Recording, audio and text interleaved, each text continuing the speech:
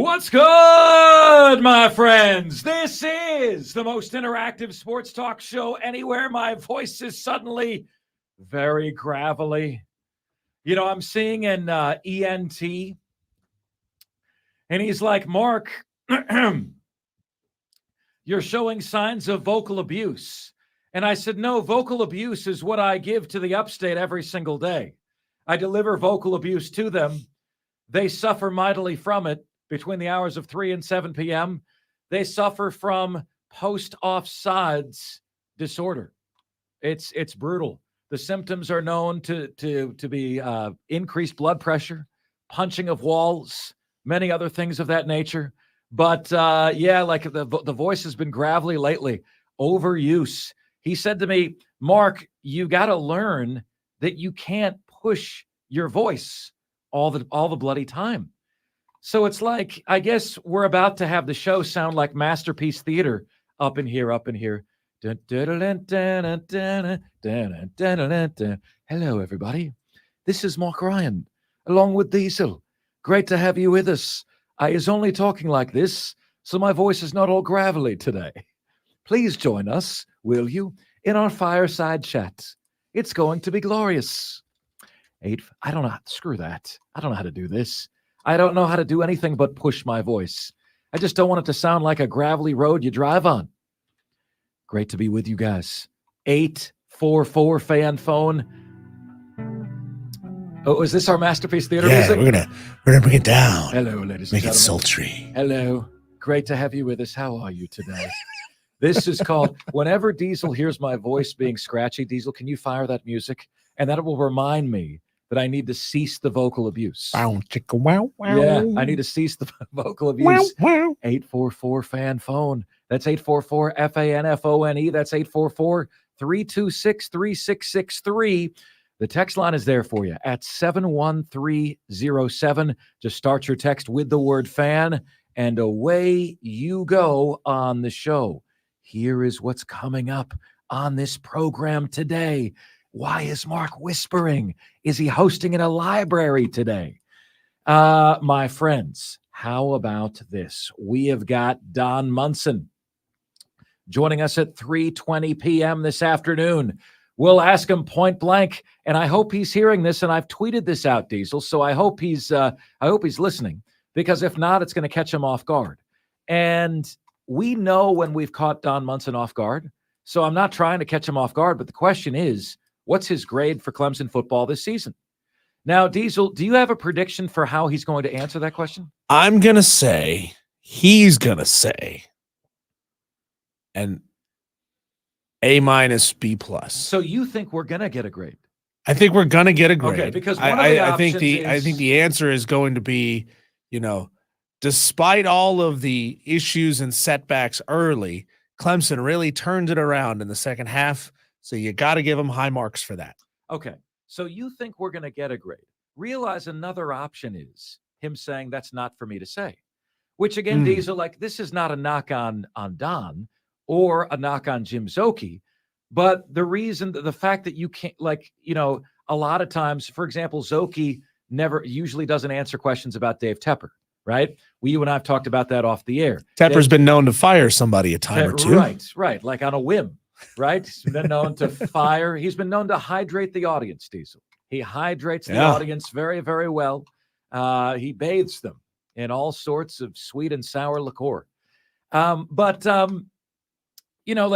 is why I would have a hard time being a voice of, right? It's because I am Jim Carrey in the movie Liar, Liar. I have to shoot straight. Diesel, I'll give you my grade for Clemson football. C-. C-. Look, based on the standard they have, based on what the goals were at the start of the year, like, it was an F, right? When it was 4-4, it was an F. They finished 9-4. That's a C-.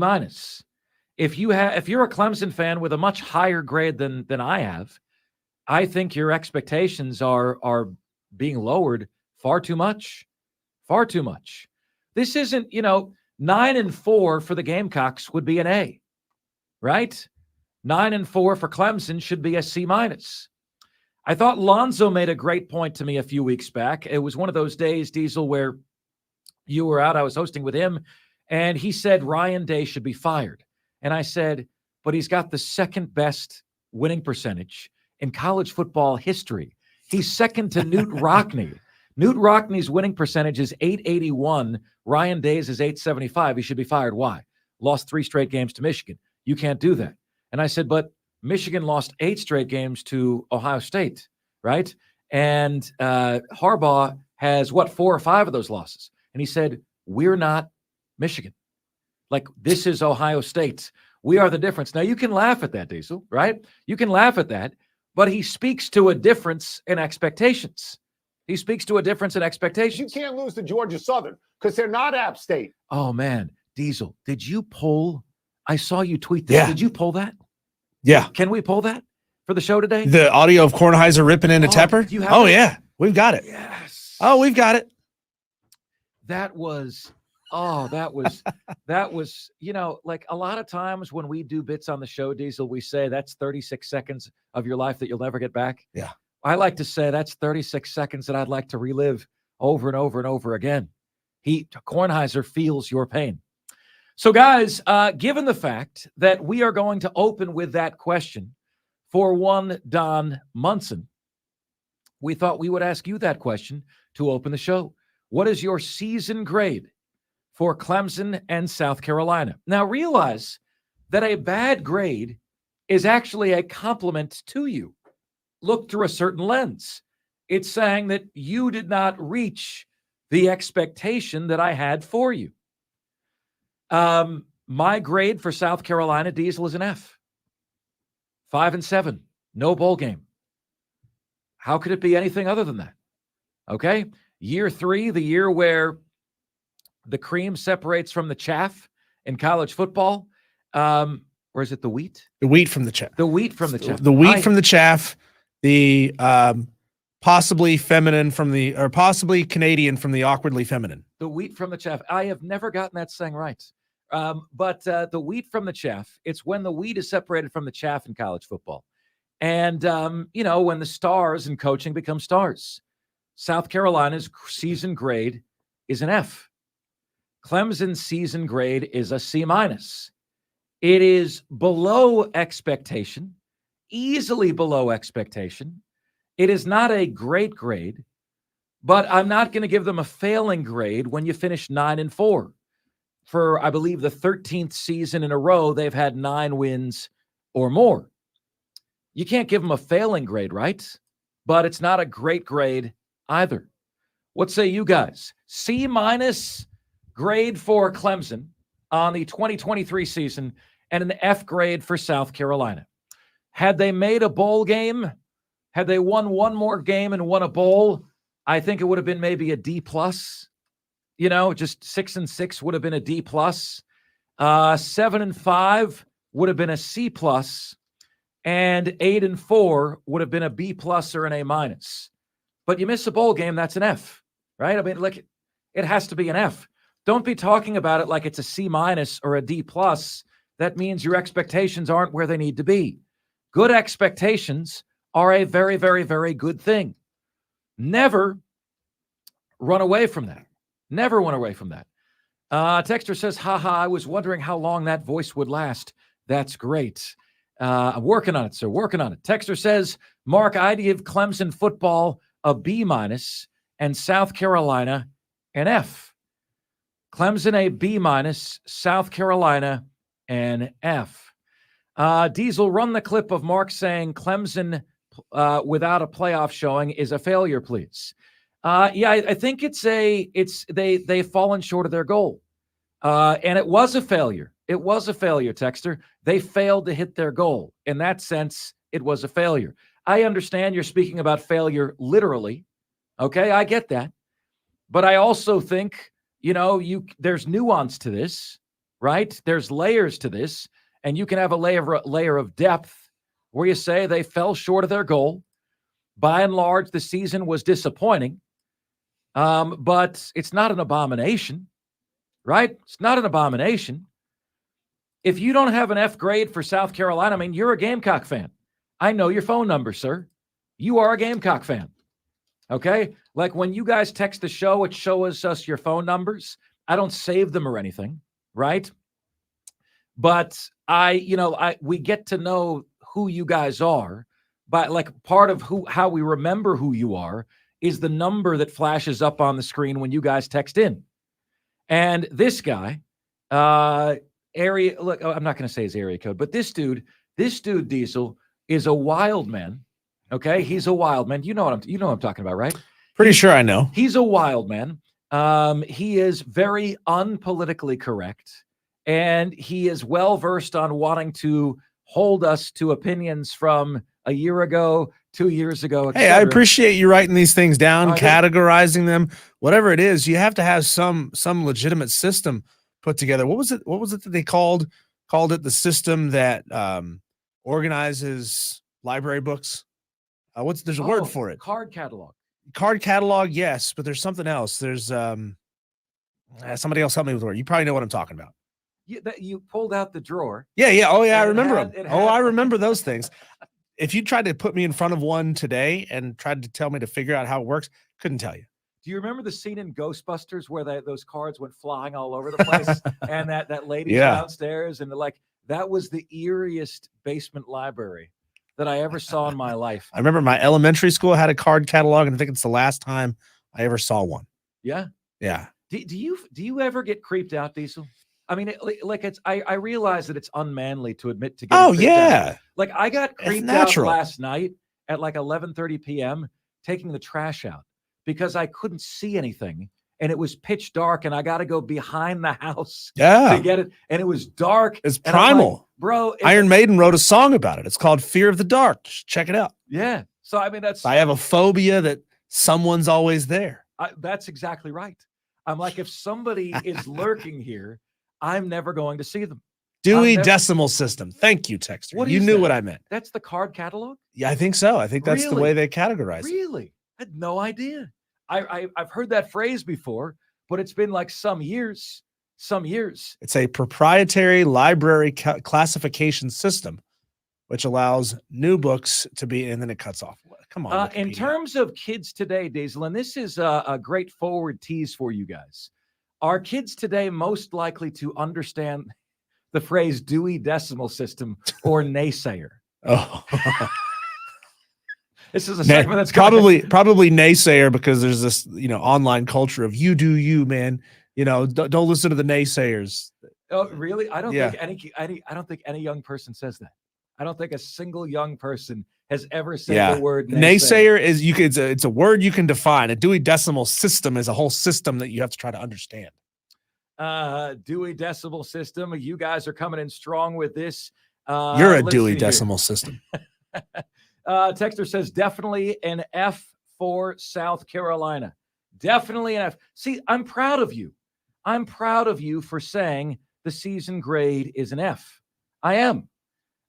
Because that shows you have standards. Was it Mongo currently failing the offseason as well? Few offseason changes and bad portal losses. Yes, Steve. Was it Mongo? We had a promo that ran for a while.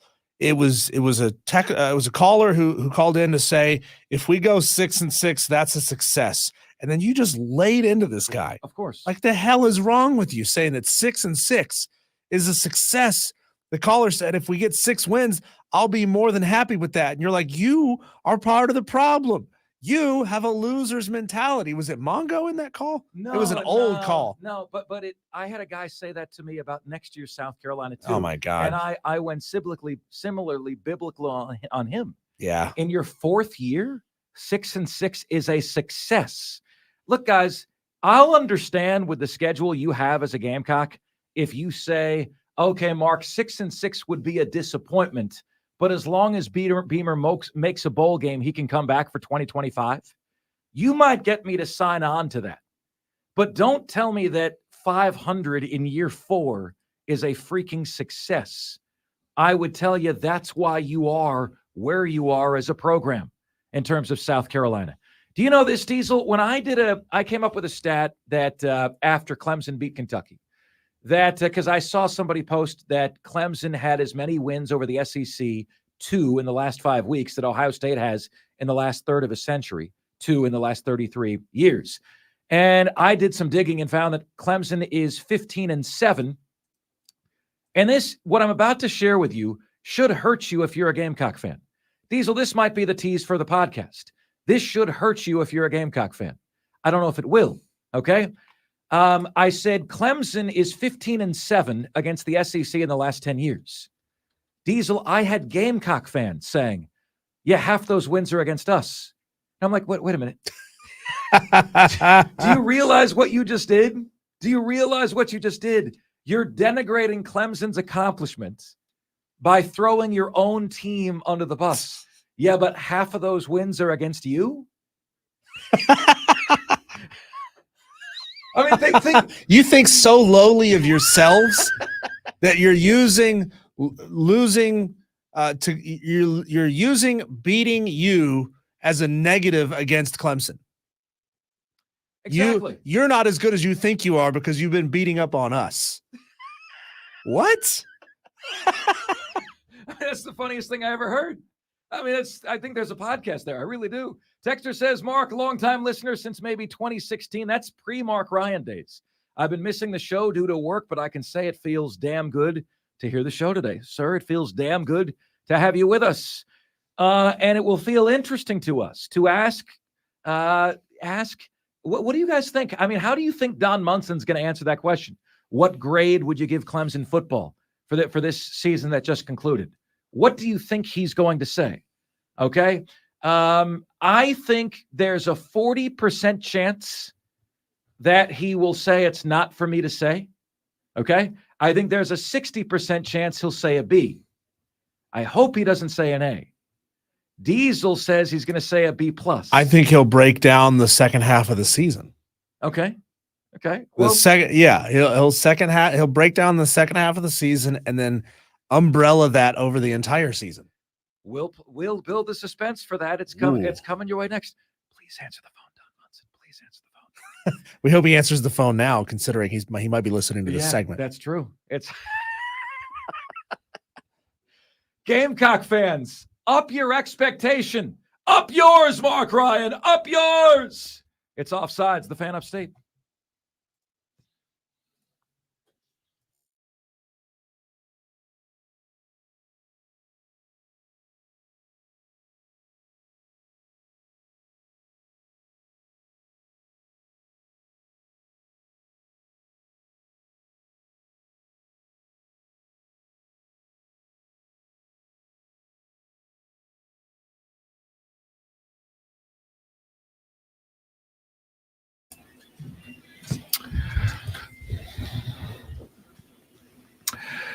It's Offsides, Mark Ryan and Diesel. We are the fan upstate. You remember when we went to commercial break? I said, please answer the phone, Don. Please answer the phone. That has not yet happened. Diesel is texting him frantically. No, guys, would you stop? Don did not hear the opening segment and decide not to come on. That's not what happened here. I did think this was interesting. You remember former Clemson OC, also former USF head coach Jeff Scott? He posted a text exchange that he had today with Hunter Renfrow.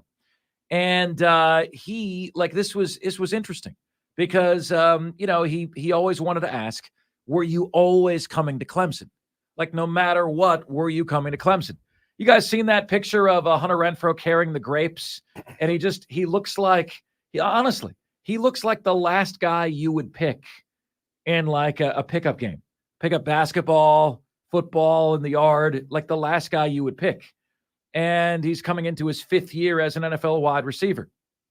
So Jeff Scott said to him, you were coming to Clemson regardless if I called and showed any interest. No chance of going to Appalachian State? ? Yeah, he was recruited there, I believe, as a quarterback. And Hunter Renfrow said, I was coming to Clemson even if USC offered me a scholarship. I don't know if he means South Carolina or the Trojans there. He says USC. It'll be U of SC. Yeah. If he was talking about South Carolina. He goes, I remember telling my dad that. Once I had gotten the preferred walk-on offer, he was coming to Clemson.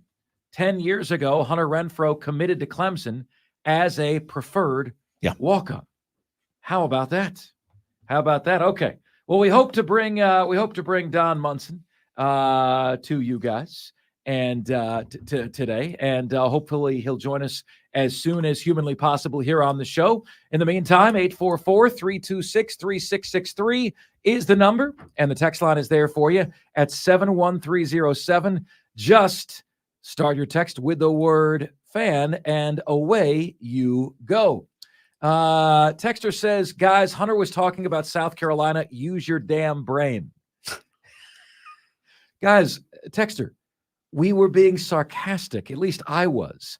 I was playing off the fact that in 49 states, USC means Southern Cal. I was just playing off of that. Very few people understand radio. Yeah. Like how we do what we do. It's Yeah. all about teasing. It's all about setting appointments. It's all about making you think to something else and misdirection. Like you guys don't even understand what this thing is that we do. You, sir, just fell for the sleight of hand of offsides. You fell for that. Hook, line, and sinker, Really? buddy. Really? I mean, remove the hook from your mouth, sir. We got you. We got you. Texter says, leave it to a tater to stand you up, Mongo.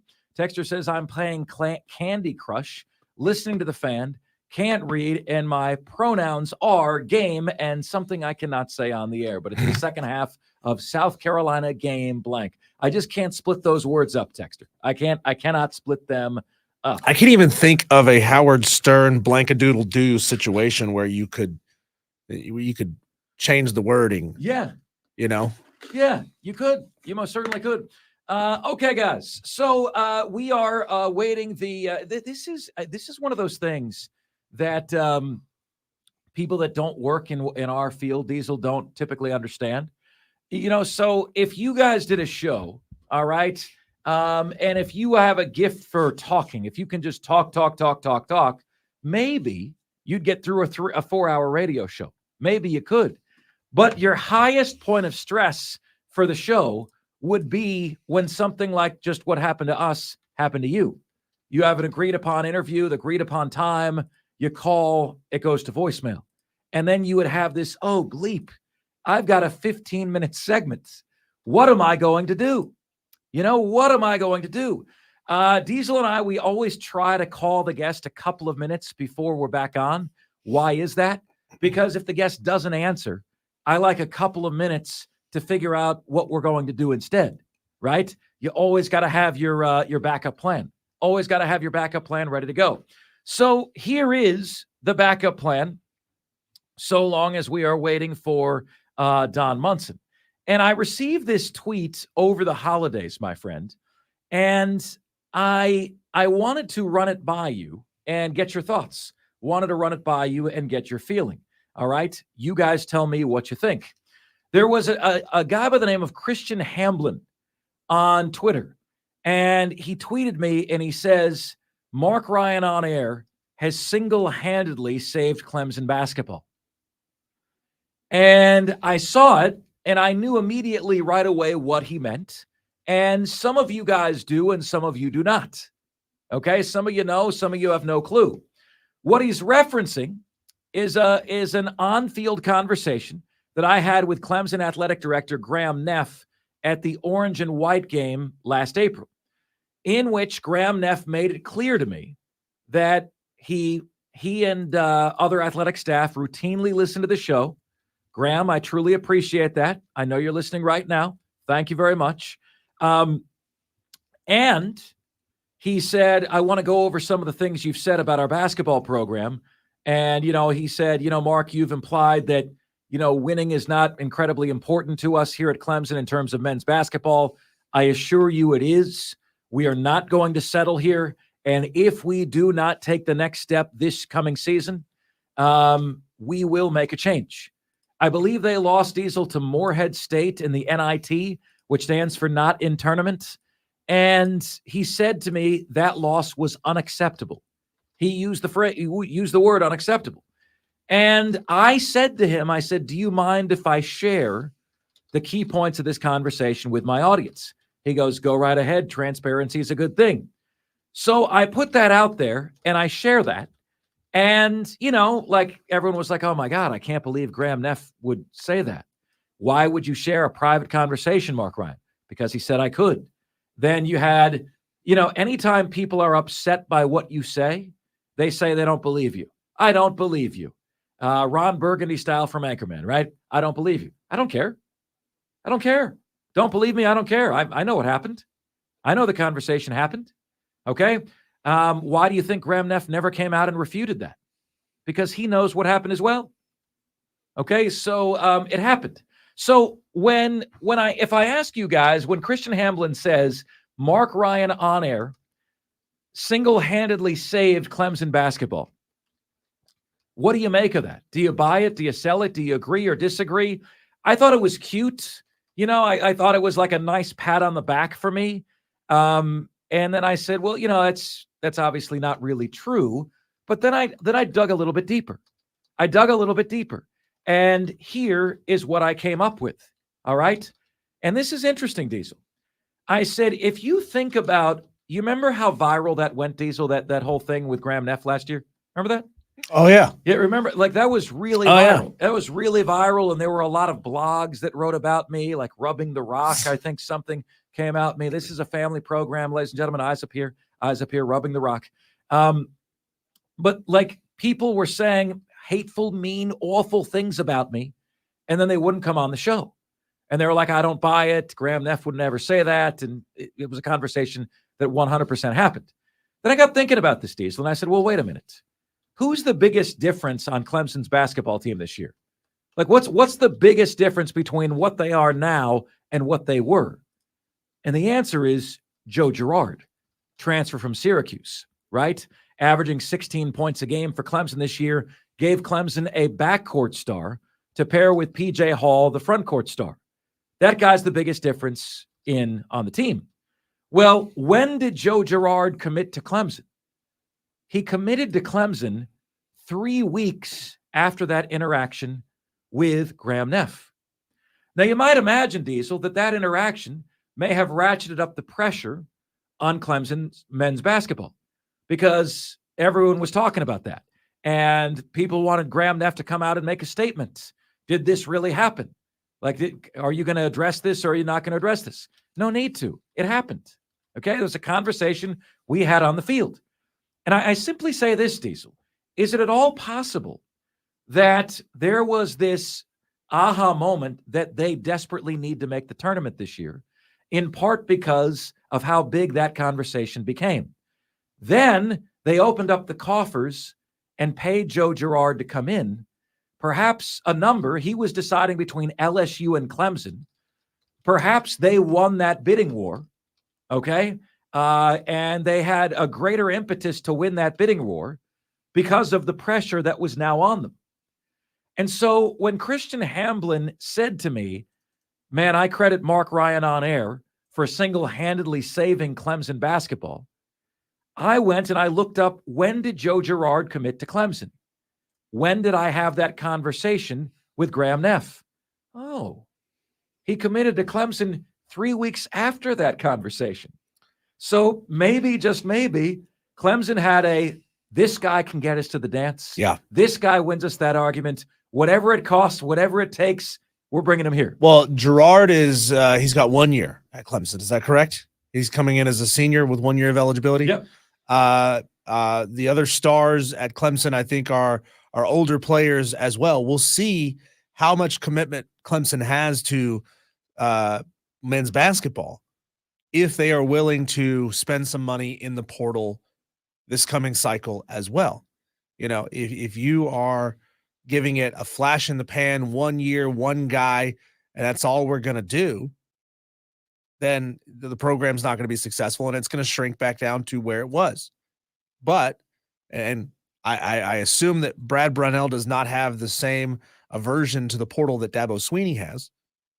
If you're willing to go out there and get a couple of guys each year who could keep your program at least at the level that you will eventually attain this year, then you're setting yourself up in a position. Then you can really start recruiting high school guys as well. You have the success. It makes it easier to recruit high school guys, and you don't have to rely on the portal as much. That's true. But Joe Girard is a hired assassin, and it has been resoundingly successful.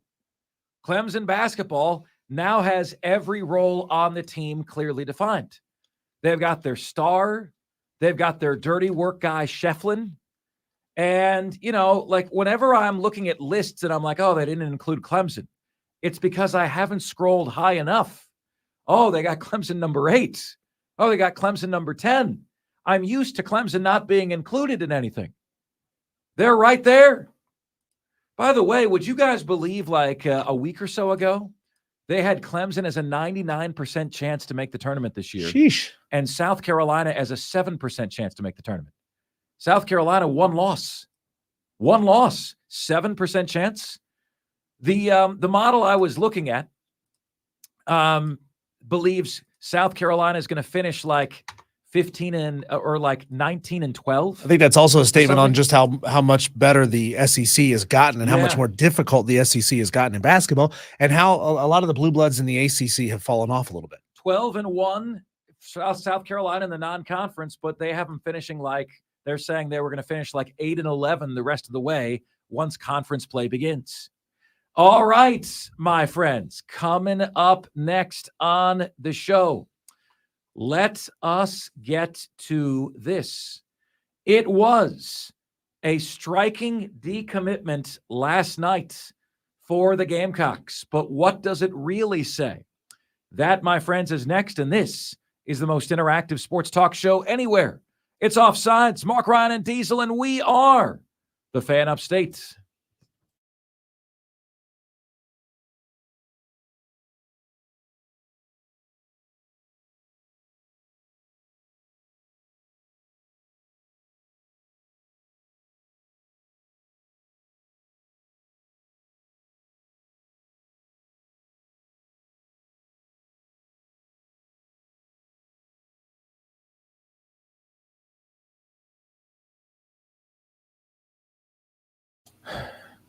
It's Offsides, Mark Ryan and Diesel. We are the Fan Upstate. So Gator fans are upset with me, and Gator haters are laughing because I have referred to my alma mater as a mid-level program. Guys, they have been a mid-level program. I still believe, in terms of if the job comes open, they're a top job in college football. The infrastructure is there to have a dominant program. But guys, all you need to do to know where you are is look at a standings page, okay? Like, what has Florida been since the year 2010? Since the year 2010, Florida has been a mid-level program. The best blip since 2010 has been making it to the SEC championship game and never winning it. Never winning it. So, like, if it talks like a duck and walks like a duck, what do you got there? Right? So, look, is Florida still a top 10 program in college football? Not for me anymore. Not for me this year. Are they still a top job in college football? I think so.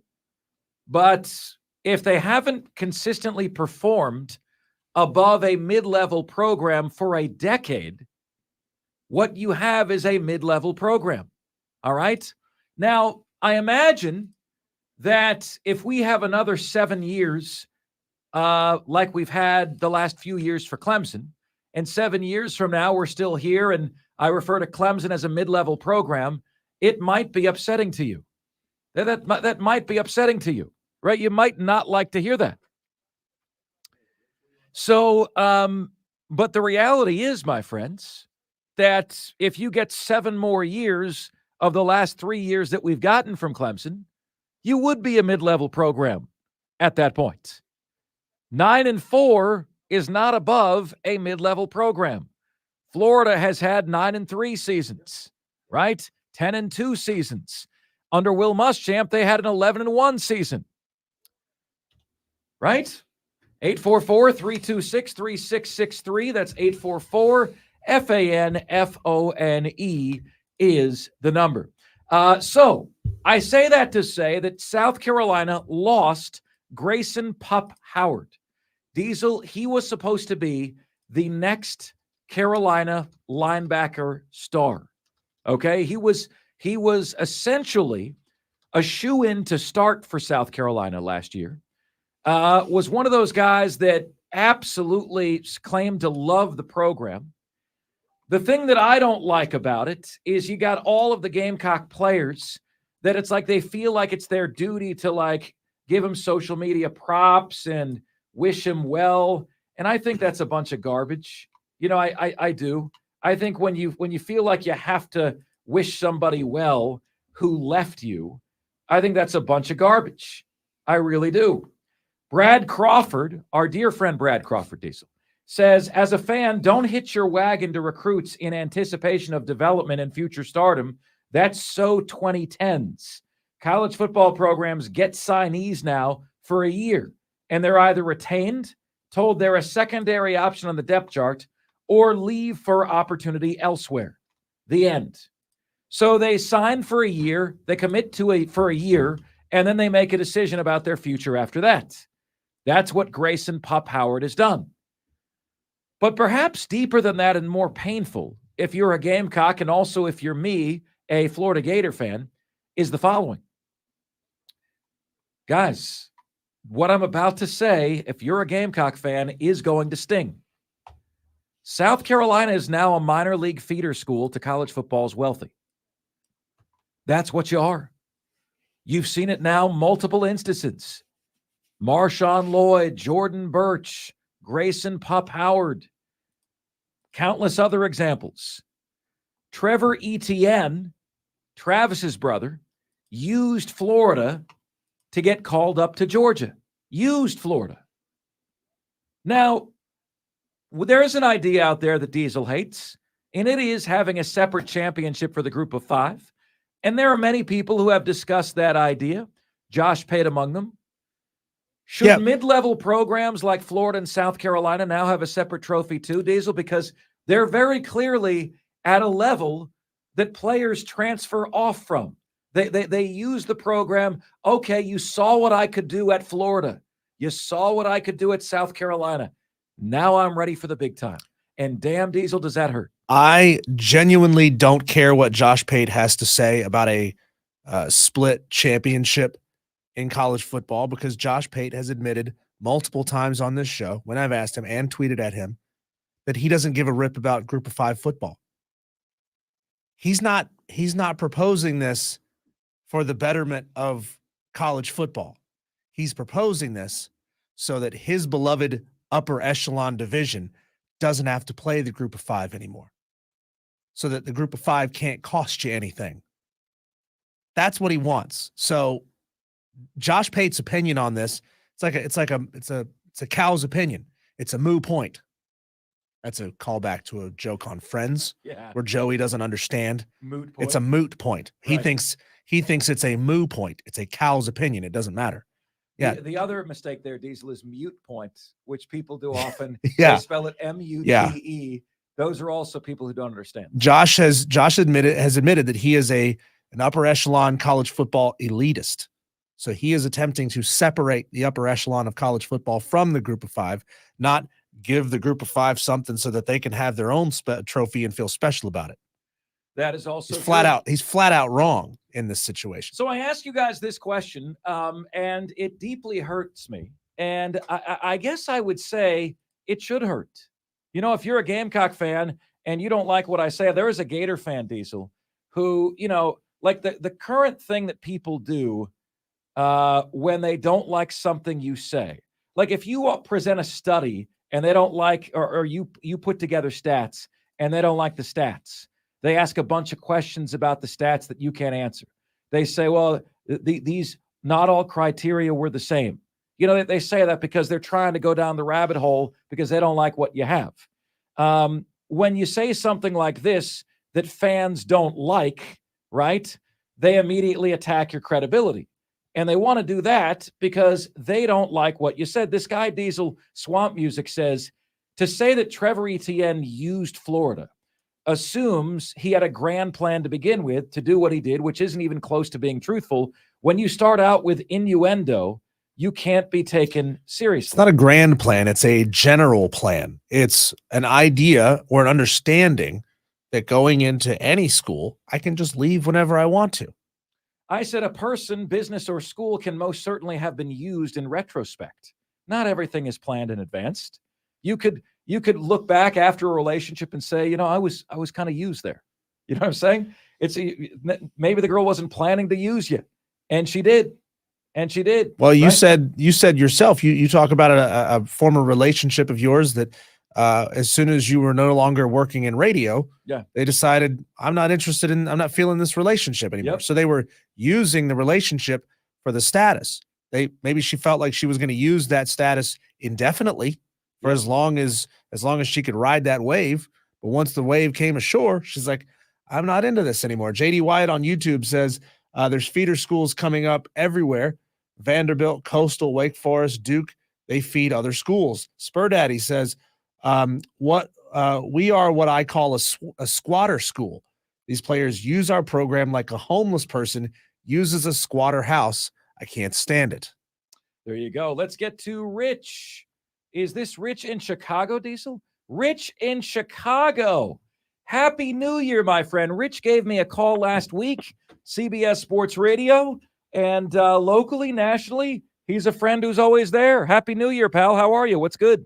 Yeah, you too, and the same to Diesel. Hey, this is a good way to start.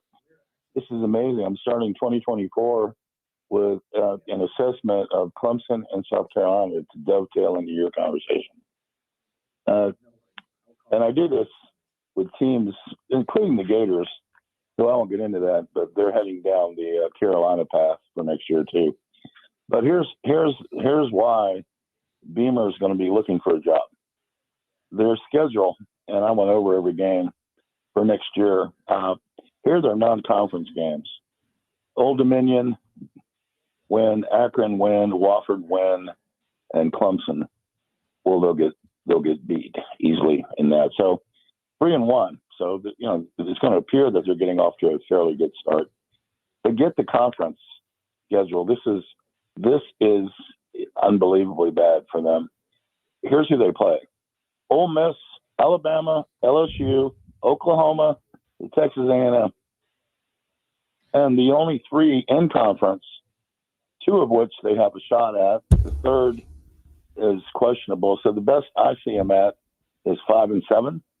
The three left are Vandy, Kentucky, and Missouri. I think Missouri is probably a loss, maybe a toss-up on Kentucky, and Vandy could be a win. So they could be as bad as 4-8, 5-7, probably best case. And you tell me how Beamer's going to survive a 5-7 year when you can see it in the tea leaves now. My question to you, Rich, is this. You played football at the University of Florida. Do you take offense to me calling our school? You and I are Gators. We are the nouns, right? When you played there, when you went to school there, you are a Gator. If you didn't, you're a fan of the Gator. You're an adjective. Noun always comes before the adjective. Do you have an issue? Do you take offense to me calling our program a mid-level program? I'm in agreement. We have been. We have been. Yeah, but let me give you real quick, and I'll jump off because I don't want to take your time. I did the same thing for Clemson. Clemson's got a meat grinder, but the ACC will rescue them. They open with Georgia. And the other non-conference is obviously South Carolina. Right. Two SEC teams again for Clemson. But we saw Florida State schedule two SEC teams, two blue blood SEC brands, Florida and South Carolina, and wasn't enough to get them in the college football playoff. A bunch of hooey. Hey, Rich, great to hear from you, bud. Happy New Year to you and yours, okay? You too. All right. Hey, great stuff. Hey, hang in the CBS. We like you on it. Oh, hey, buddy. I truly do appreciate that. Thank you very much for the kind words. Yeah, Rich calls on the national. He calls on the local. It's great to have him. He's a true friend. Texter says, Mark Diesel, I heard your name called several times by Mark on the national broadcast, but it didn't sound like you. You know, my wife said the same thing. She's like, I'm confused. Diesel, when I host the show that's 10 a.m. to noon, Brighter Than You, The producer there has 3 names. His real name is Tom DeCelestino. Nickname number 1 is Pretty Daddy. And nickname number 2 is D-Cell. D-Cell. And like a D-cell battery? Yeah. And on the air, because for DeCelestino, right? So D-Cell, and everyone who hears it thinks I'm referring to somebody as you. Diesel, D-Cell. It's confusing me at this point, Texter. We have got Don Munson coming.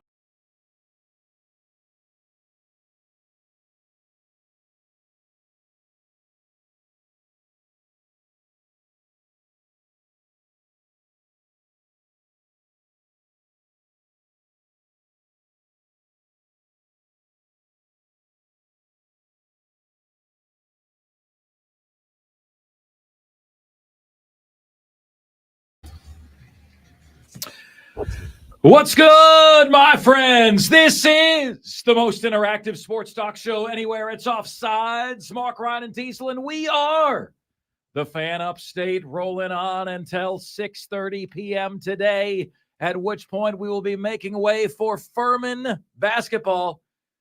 Those guys got to get it on the right track, man. Really, they got to get it. It's go time for the Dins. All right, joining us right now, always good to catch up with him, the Director of Broadcasting, Clemson University and Clemson football, and celebrating a fantastic finish to the season. None other than Don Munson joining us right now on the show. Don, Happy New Year. Great to catch up with you. Appreciate the time. What was the highlight of your holiday, sir? Well, first and foremost, I appreciate you having me on, and Happy New Year to you guys as well.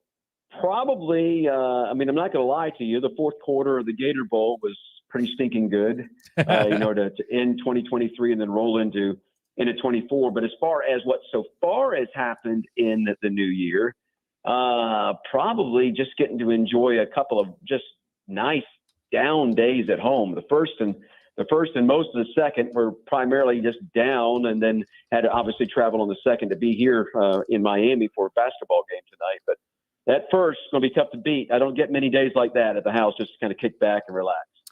Don Munson en route and on Clemson men's basketball as well. What a season they have been having.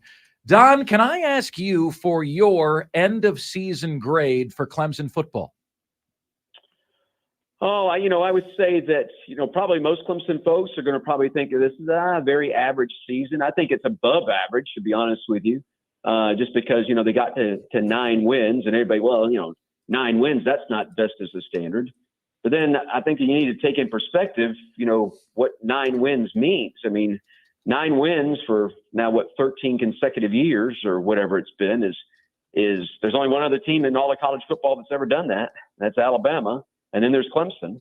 So, again, if winning 9 games was easy, there'd be a lot of people that would be doing it. There aren't a lot of people that are doing it, but that's not what society right now dictates. It's about the here and now. So, and I understand that. I understand that. Believe me, everybody over in that football office at Clemson has the drive to get back in the playoffs and also be playing on a Monday night where you get a chance to hoist the golden scepter if it's there for your taking. And Clemson's been fortunate enough to be in that game 4 years, and we've won 2 of them here as of late. Obviously 3 overall, so that's the standard. And but I would say that all in all, from the way that things started to the way things had ended, it was a pretty nice year for Clemson. So above average, Don, is it fair to say that would be a B?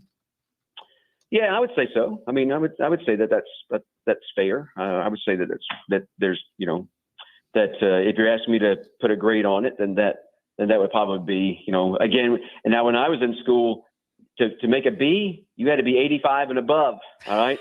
84 to 80 with a B minus. All right. So Don, Cade Klubnik has shown flashes of really great, competent play here and there. The fourth quarter of the Gator Bowl is certainly an example that you could look to, but it's also bobbing in a sea of inconsistency over the course of this season.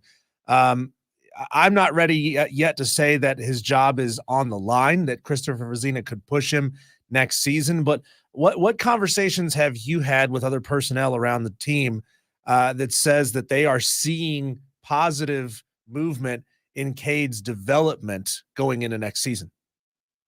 I think that's definitely has been the chatter, but that all, it seems like, all the pieces are there, but the puzzle hasn't been put together. You mentioned the word flashes, and yes, there have been flashes. What you need now is a steady current. I mean, that's what Clemson needs at quarterback, is a steady current. So it doesn't need to be flashing on and off. The switch doesn't need to go on and off. The bulb just doesn't need to go bang, and come on for a brief second at a time and then go back dark. Now that bulb needs to be burning, the entire game. And I think that's where they're trying to get this young man. I think that the bowl game will certainly help. Certainly that last drive is a lot of stuff just to build upon as you go through the spring, going through a spring football game, and then through the summer and through August camp. So there's some stuff there that's to build upon. But I think also we're also in this day and age where people are comparing him to the Michael Penixes of the world, or other, whatever quarterback. You name the other top quarterbacks that are out there playing in college football. What's the common denominator with all those quarterbacks? They're now playing in their 5th or 6th year because of COVID, or because of a redshirt situation. That's not where Cade is. That's just not where he is. Experience is just, is a boatload, and Cade's getting that. And I think that we'll see that, come out with him as he gets more and more experience under center. That last drive, Don, to your point, you said you're looking for consistency here. It's that consistency word is something Alabama lacked all year, and they lacked it against Michigan in the college football playoff game. But gosh, in terms of a blip, and I understand the need for consistency, but that last drive may have been the best blip that I've seen from Cade Klubnik. And to me, it was so encouraging that he was able to do that. I didn't know that Clemson had a hurry-up offense like that. And I didn't know that they could execute it like that. And I didn't know, with the pressure that was on in that moment, in that environment, that they could, in fact, do what they did. That has to be, to close the season on that. Can you speak to just the overall influx of confidence that will be brimming from this team heading into next season? Well, I think when you go back and you start dissecting that last drive is, one, just look at the total number of plays that Clemson ran in that last drive. That's first and foremost. It wasn't like, Texas, for instance, in their last drive against Washington. What happened with Texas? Bang, bang, big plays. I mean, they made a couple of big plays that put them in position, to have a chance with a second left to win to get an improbable victory. Now, it didn't work out for them, but the chance was certainly there. Now, this was a drive that was pieced together. They had to overcome, obviously a 3rd and 18 situation. There were a couple of long third conversions that they had to make, and then turn into 4th down stuff. So they were able to do that a couple of times. The final drive of the third quarter that led to the Maffa 1-yard touchdown run to begin the 4th. People forget there was a 3rd and 23 that was involved in that drive, and they were able to make it to a 4th and 5. And actually, Cade changes up his cadence, gets the defense to jump. Now he threw it underneath the Shipley. Shipley went and got the first down. But there were some things right there that you were seeing even at the end of the third quarter, which I think probably helped lead to what happened there in the fourth quarter and that final drive. But Clemson didn't have strikeability. And I kept saying that on air. Let's be who we are. We're not a team that's going to throw it long and go get big chunks of yard. That's just not who we are. And so they were able to do what they could do in the way that they could do it, and they did it pretty well. What can you tell us about Will Shipley's future with Clemson? I know he's still kind of on the fence about leaving for the NFL. What's the latest there? Yeah, I guess as I understand it, and I've not talked with Will, haven't talked to his family or anything, but obviously yesterday was the final day that he could have put his name in the portal if he was going to do that. He'd already come out and said he's not going to do that wasn't going to be the case. So now the next date is the 15th of this month, and that's when he has an opportunity to declare for the draft. And again, he's just declaring for the draft. As long as he doesn't hire an agent, at least I believe this is the way the rules still work, he has the opportunity at least to go declare, feel out that situation, then make a decision after that without representation to come back. So that would be the path that I would expect him probably to take, to be really honest with you. It won't shock me to see him declare. unless something has happened this afternoon that I'm not aware of that he has done. And then go into it without representation, unless he's made up his mind that he definitely wants to chase the dream of the National Football League. Then to do it without representation, go through that process, which I think is a good process for him. It'd be a great learning process for him, and then make a decision whether he wants to come back or not. Don Munson joining us, Director of Broadcasting, Clemson University. Don, you just mentioned that chunk plays and explosive plays is not really who Clemson was this year. But at the same token, I'm looking forward to what that wide receiver group might look like next year. And might that change when you consider what TJ Moore is doing at the All-Star games? Wesco into the fold, Antonio Williams, the young kid, Tyler Brown. I mean, might this be a more explosive outfit heading into 2024 than the Move the Chains bunch that we just saw? Well, you certainly hope so. I mean, that would be the hope. That's what we have enjoyed at Clemson in the past. But again, I think if you start stacking up wide receiver rooms from those 15, 16, 17, 18, 19, heck, even 20 years, I don't know that this wide receiver room stacks up that. Now it may, but again, it's a pretty young bunch, but we'll see. But the other thing to help out with that has to be the offensive line, and I'm excited about the getting Matt Luke on campus to kind of take over the offensive line and coach that offensive line up. Because again, if you're gonna try to run long plays, if you're gonna try to run long passing plays, what do you have to have? You have to have protection for your quarterback, because those plays don't happen in just 1 or 2 seconds. They happen in 3, 4, 5 seconds. And so you've got to give your quarterback protection to be able to get the ball downfield. So that everybody points to wide receiver. Everybody points there, and I understand that. But you better point to the line of scrimmage as well, because the line of scrimmage has to hold up. Don, since the last time we had you on, there has been a lot of movement and chatter coming out of Tallahassee, with Florida State announcing that it wanted to sue the ACC for essentially not raising the payout over the years. What are your general thoughts on that, and how it may affect Clemson if Florida State does in fact turn this into a way out? Oh, it's going to be interesting to see, not only at Clemson, but others. How does it reverberate around the conference?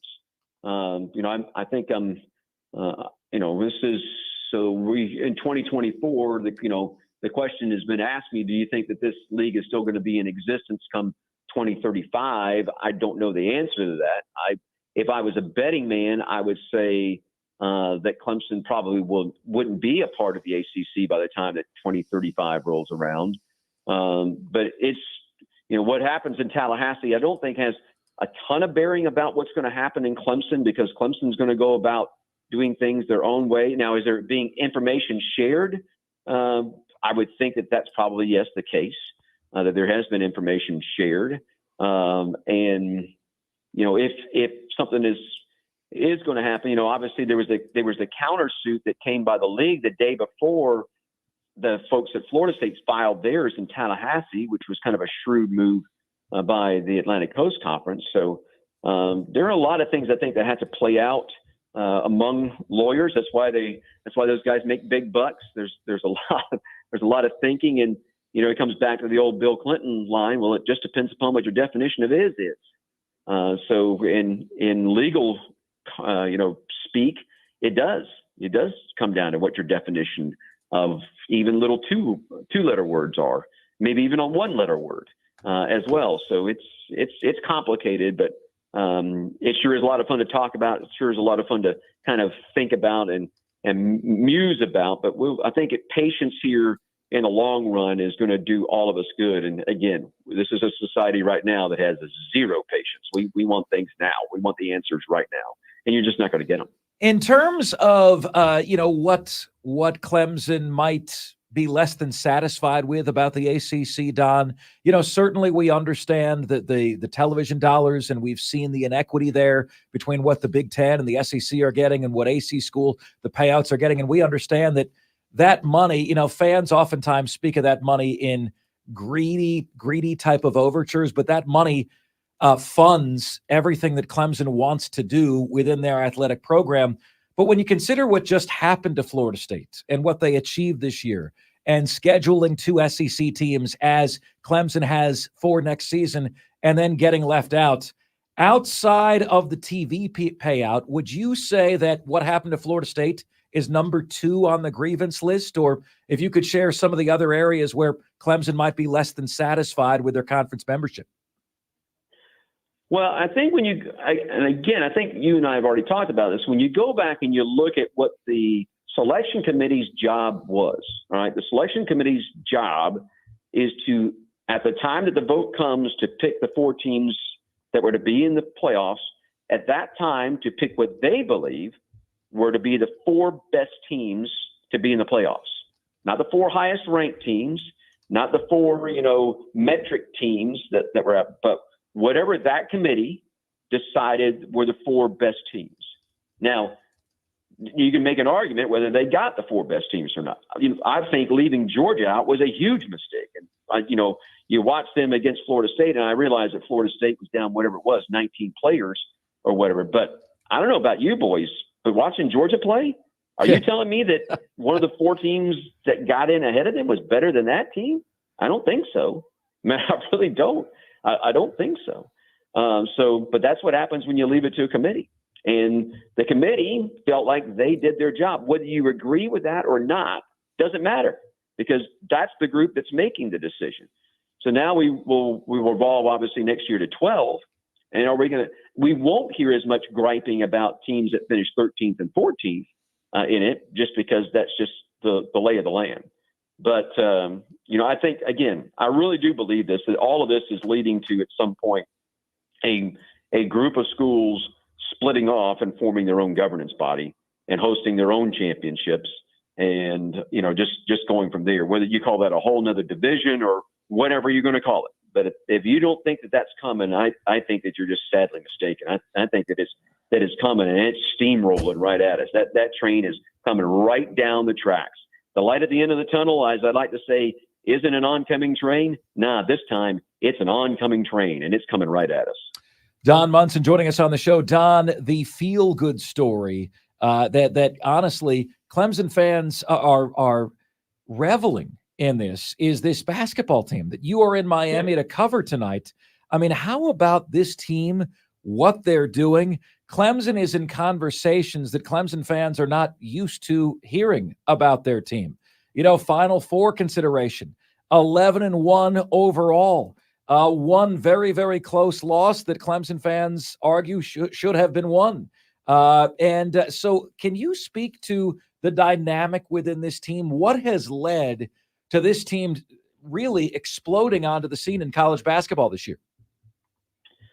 Well, I think, one, obviously having P.J. Hall came back, and I know that people have been talking. I know obviously the development of Ian Shiflin as well. Shiflin has just been, if you're looking for the Cinderella story that has been involved in Clemson basketball, it's certainly Ian. From that standpoint, his level of play has just risen immensely. But really, to me, it's still PJ. This team is still going to go the way that PJ goes. And with the addition now of Gerard on the outside, it gives PJ now more movability closer to the hoop, even though he can step out and hit that 15 to 22, 23 foot jumper. Hall has that ability to do that. But this is still PJ's team, and I think that he has such control of what's going on. Believe me, I was at shoot around today just to watch him, even though Coach Brownell is out there coaching things up, but to watch the control that PJ Hall has. When he talks, he's E.F. Hutton. When he talks, they listen.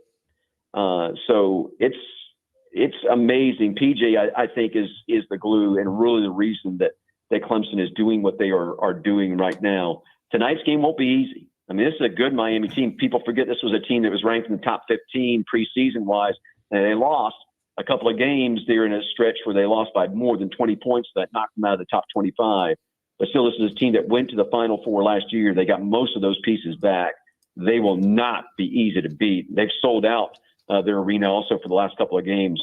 It'll be a hornet's nest that we'll step into tonight. Don, we talk a lot about Dabo Swinney's aversion to the transfer portal, and we've talked about Clemson's general aversion to bidding wars in NIL.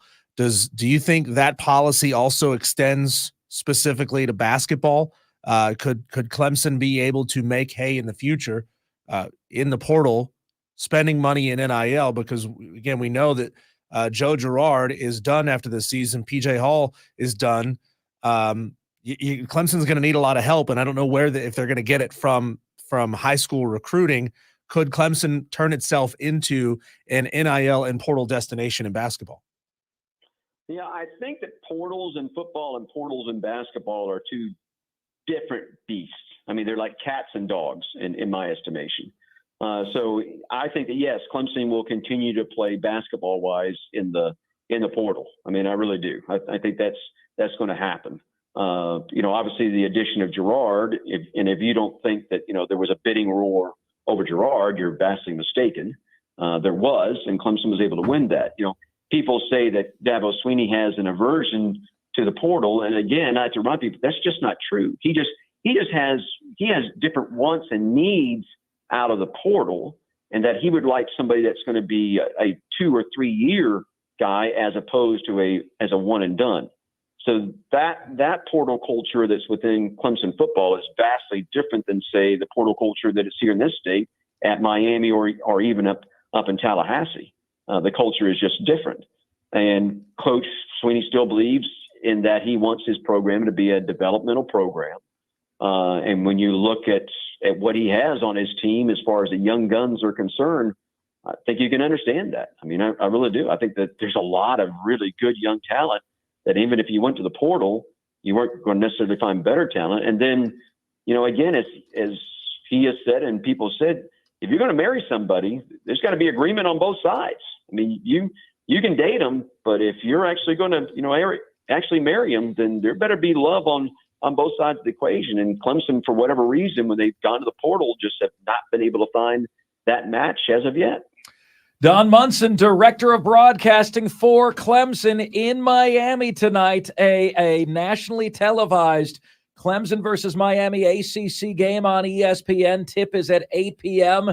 Don, we thoroughly enjoyed the conversation today. Wonderful insight. All the best for a great 2024 for you and your family. Happy New Year, and we will catch up to you down the line. Safe travels to you. Thank you, brothers. Appreciate it. Having me on. Go Tigers. All right, there you go. Don Munson, the one and only. Wonderful insight on Clemson today. And you heard the grade that he gave the Clemson Tiger football team, a B. Up next, what are the saddest American sports cities? We'll tackle that with you next here on Offsides. We are the Fan Upstate.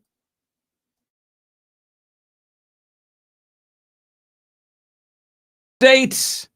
Great to have you guys with us here on, is it a hump day if you've only been to work the second day? Does this count as a hump day or does it not? You guys let us know. 844-326-3663 is the number to get to us on the show. The text line is also there for you at 71307. Just start your text with the word fan, and away you go. Texter says, Mark, I give Kentucky a season grade of C. A bowl win over Clemson would be a C+. One other SEC win to make a B-, but it didn't happen. Texter says, Mark, Cade got the intentional grounding on the last drive. If he takes the sack, the clock keeps running. Throwing away, clock stops. No different than spiking the ball. I thought Cade had his best drive as a Clemson Tiger in that final drive. I thought that was really something. All right, guys, I want to flip the script on you here, and I want to talk about, I was thinking about this today, okay, because I was thinking, like, so many different sports cities have been through so much, right? They've been through so much. Detroit just tied the all-time NBA losing streak for consecutive losses. Detroit has the longest single-season losing streak in NBA history now. They've lost 28 straight games within the same season. They beat Toronto to put an end to the streak. And I'm like, dear God, that is sad.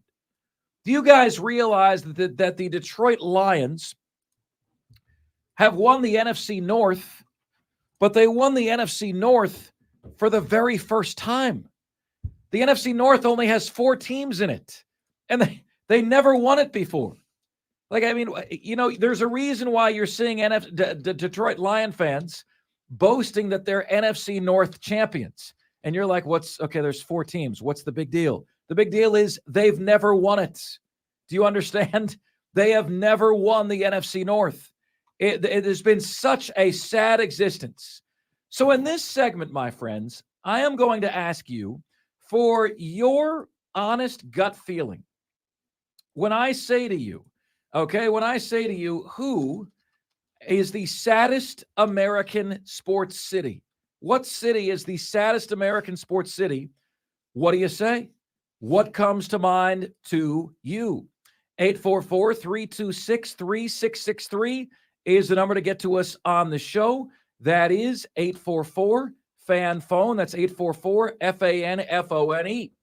Here's a little something extra on the Detroit Lions. Not on the Lions, but on the city of Detroit. And this is incredible. The worst single season this millennium. So since 2000, since the year 2000, in the 4 major North American sports. Okay? So I've got the worst individual seasons since 2000, this millennium, for the 4 major American sports. You guys tell me what these 4 have in common. The worst season in the NFL, 2008, the Detroit Lions finished 0-16.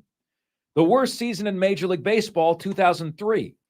The Detroit Tigers finished 43-119, a winning percentage of .266. In 2019, the worst NHL season, Detroit Red Wings were 17 wins, 49 losses, 5 ties, a winning percentage of .239. And in 2023, the worst season in the NBA this millennium, the Detroit Pistons are on pace to finish with a record of 5-77. They had the longest losing streak in a single season in NBA history, 28 straight games this year. My friends, Detroit, the city of Detroit, in all 4 of the major sports, have suffered through the worst seasons, individual seasons, in each of those sports, all in this millennium. What do you guys think? 844-326-3663. What I would say is you can't embarrass the fan base. You can't embarrass the fan base. I think these franchises are embarrassing their fan base right now. The Carolina Panthers and their 2 wins and giving up next year's first-round pick for a quarterback that doesn't look all that good. Bryce Young. Chicago gets the number 1 overall pick in a quarterback draft that looks 10 times better. The New England Patriots are embarrassing their fan base right now. How about the LA Chargers? They've got this it kid, Justin Herbert, at quarterback, and they're losing games by 50 points. 50. An NFL team losing games by 50 points. The Chicago Bears are the team for whom tomorrow never comes in the NFL. You know that Chicago will miss the playoffs again next year. You don't need me to tell you. Every Chicago Bears season is exactly the same. And how about the Oakland A's? Gosh, the poor Oakland A's. This is a deeper one. I mean, you know, the economy of Oakland, the city of Oakland, and I've been there. When I was there was 2015. Right? So about 8.5 years ago, I was in Oakland. Wasn't an overly nice place, Diesel. Wasn't super nice. What's happened? Okay. Well, the economy has really hit, Oakland hard, and it has been a declining socioeconomic city. And what you've had is Golden State, the Warriors, or the Oracle Center and the Oakland A's. And you don't realize this unless you see this with your own eyes. They were right next to each other. Like you go down this side road, and then where the Warriors play and the Oakland Coliseum is right there. It's right there. They're right next to each other. Golden State wanted to get out of Oakland. They moved to San Francisco. The Oakland A's want to get out of Oakland, and they're moving to Las Vegas. The poor city of Oakland used to be this major league city, is no longer a major league city. They're viewed as being part of the Bay, but they're part of a Bay that everyone wants to disown right now. I think all of those franchises have embarrassed their fan base. That's the one thing you can't do. You cannot embarrass your fan base. So when we come back on the show, we'll take your calls, we'll take your texts, we will take your nominees for the saddest American sports city. That, my friends, is next. And this is the most interactive sports talk show anywhere. It's Offsides. Mark Ryan and Diesel, and we are the Fan Upstate.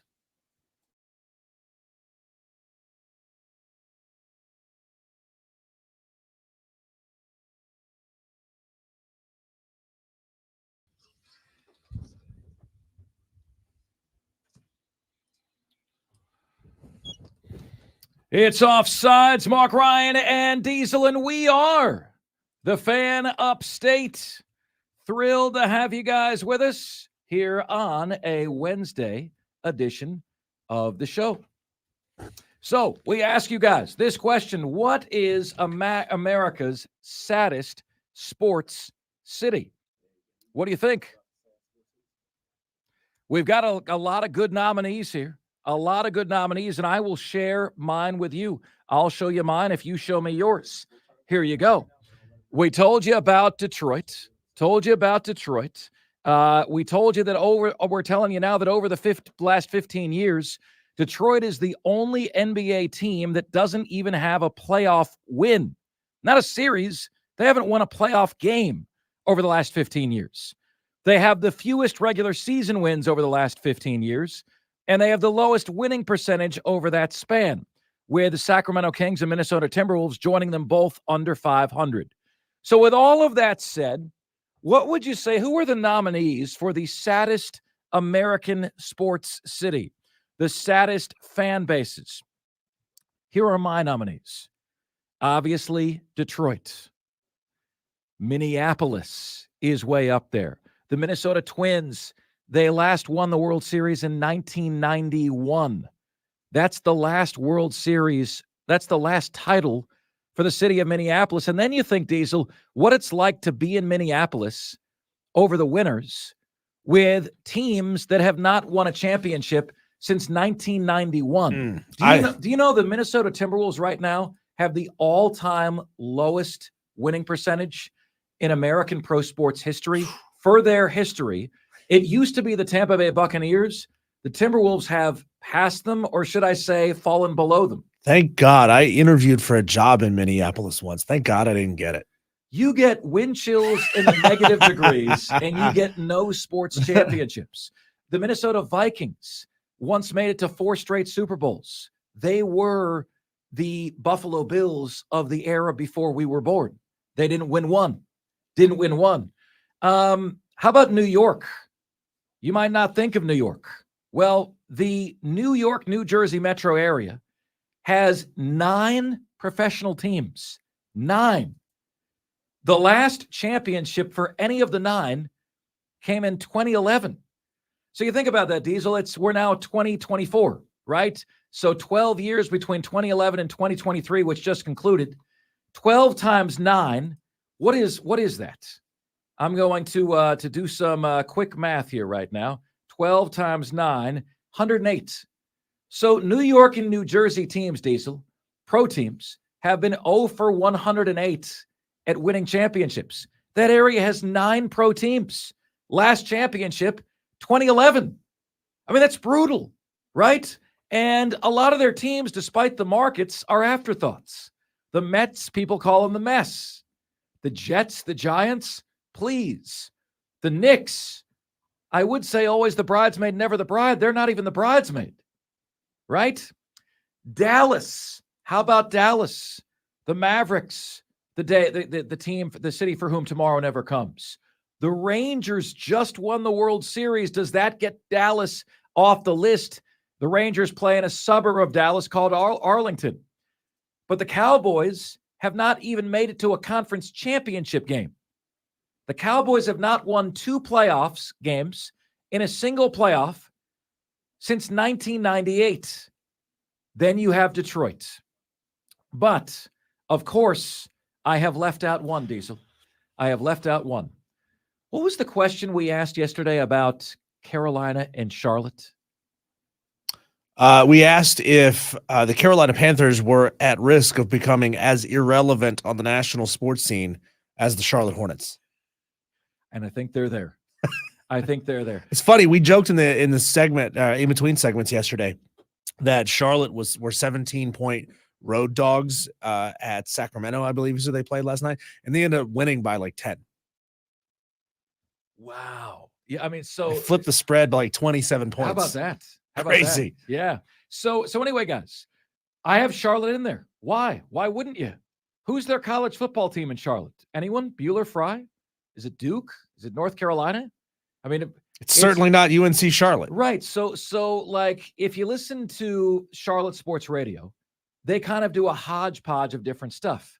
They do NC State and Duke and North Carolina. They have me on when they want to do Clemson or South Carolina stuff. But it's kind of like when I was in Houston, Diesel, and you had so many different masters in college football. You couldn't talk about just one. You had Texas Tech and Texas A&M and Texas and LSU and Houston, right? And those 5, you could talk about those 5. But if you just talked about one college football team, you were alienating the rest of the offense. So they don't really have a college football team.